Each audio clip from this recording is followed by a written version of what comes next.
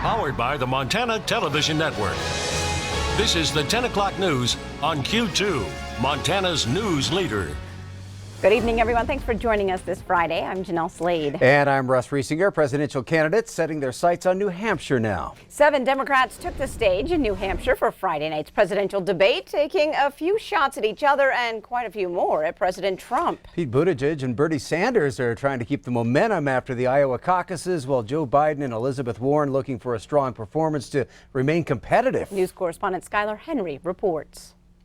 Pete Buttigieg and Bernie Sanders met face-to-face on the debate stage in New Hampshire after their neck-and-neck finish in Iowa. The biggest risk we could take at a time like this would be to go up against that fundamentally new challenge by trying to fall back on the familiar. Politics that says it's my way or the highway. The way you bring people together is by presenting an agenda that works for the working people of this country, not for the billionaire class. Sanders has criticized Buttigieg, saying the former South Bend, Indiana mayor's campaign has taken money from billionaires. Former Vice President Joe Biden addressed his lackluster performance with voters so far. I took a hit in Iowa, and I'll probably take a hit here. No matter what, I'm still in this for the same reason. Electability. Who can beat President Trump in November remains a key theme.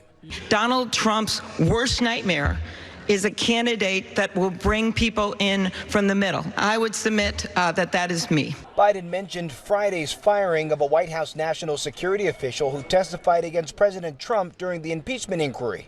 Stand up and clap for Vindman. Get up there. Who we are. That's who we are. We are not what Trump is. Inconsistencies and result delays following Iowa's caucuses have raised the stakes for Tuesday's primary here in New Hampshire.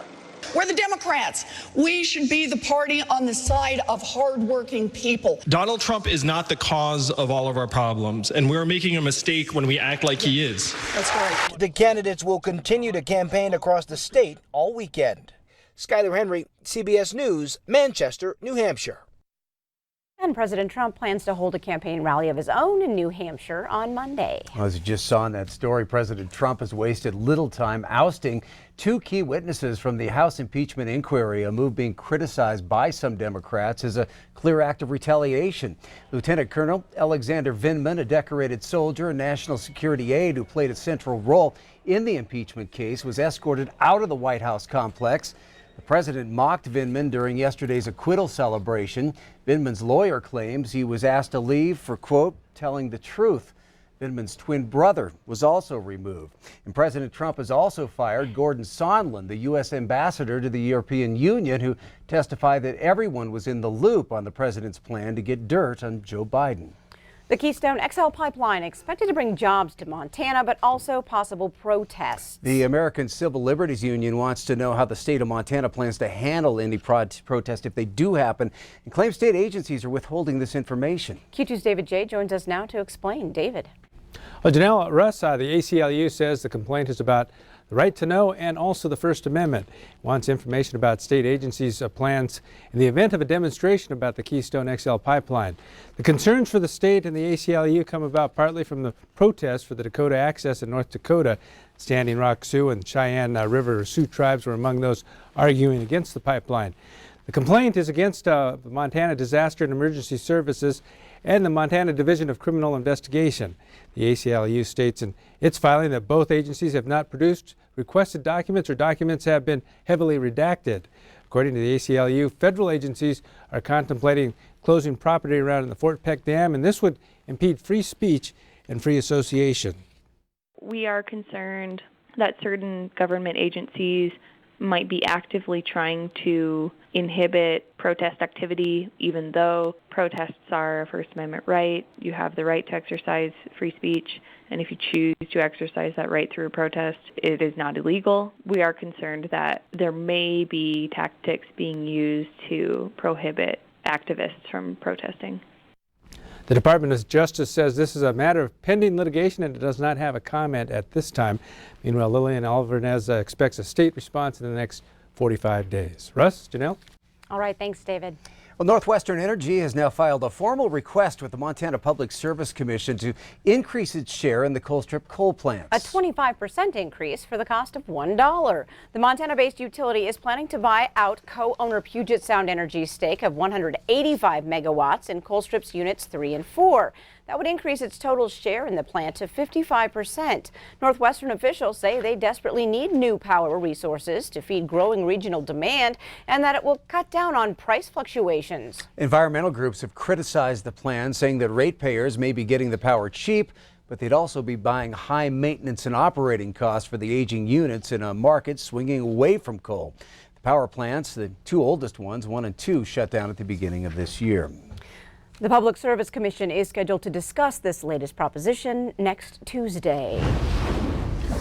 Chief Forecaster Bob McGuire joining us now. And Bob, sounds like we could be seeing a little more snow, huh? Yeah, I think at least through Saturday. Then we get a little break after that. Let me show you what's happening out there right now. You can see we are seeing some light snowfall trying to make its way on the Doppler radar in towards the Billings area. What's happened here is that the snowfall was over there by the Beartooth and it was going right up into the jet stream. But now the jet stream has kind of moved over a little bit, kind of slid over to the east. And so it's taking the snow that was over by the Beartooth and pushing it right into the Billings area tonight. So we could still see some scattered light snow showers. We're not expecting much out of this, but just a little bit light dusting of snow. Now, we still have avalanche warnings for basically, I believe it's Gallatin and also some of the other counties out in the west of Madison County. The Bridger, Gallatin, and Madison ranges have had a lot of snow, and there's also a lot of weak base underneath there, so avalanche danger is prone in that area. Plus, as you see, we have a number of winter weather advisories across the High Line. Snow ranging anywhere from 1 to 6 to maybe 8 to 10 inches of snow in places like that. Also, in the Beartooth, could see another 5 to 10 inches of snow moving into that area. So we're not through this storm yet, but we are going to probably see some more snow moving on Saturday. We'll have more about that coming up in a few more minutes. All right, thanks, Bob. Well, another vaping-related illness has been confirmed here in Montana. This brings the total to 8 cases so far, including one that ended in death. Montana health officials say this latest case involves a person from Cascade County in their 20s.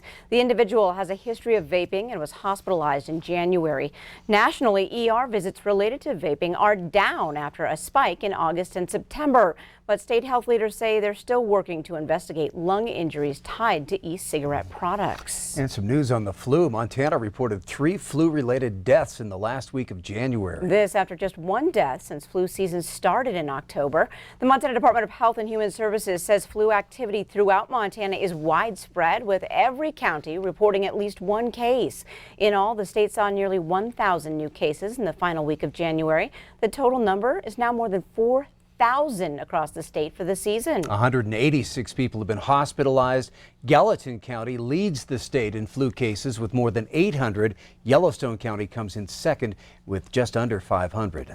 And for those concerned about the coronavirus in our area, Riverstone Health confirms that there are still no cases in Montana. Yeah, Riverstone Health advises, as always, to maintain good hand washing health, avoid people who are ill, and to avoid rumors. The latest CDC findings on the coronavirus can be found on the front page of riverstonehealth.org. Still to come on the 10 o'clock news, state wrestling invades the Magic City next weekend, but this weekend it's the pros of a different sport calling Metro Park home. We'll take you there next. And a little later in sports, see why this Belgrade senior got the welcome back of a lifetime tonight. You're watching MTN News with Jeanelle Slade and Russ Riesinger. Storm Tracker weather with Bob McGuire. And sports with Scott Breen. This is the 10 o'clock news on Q2, Montana's news leader.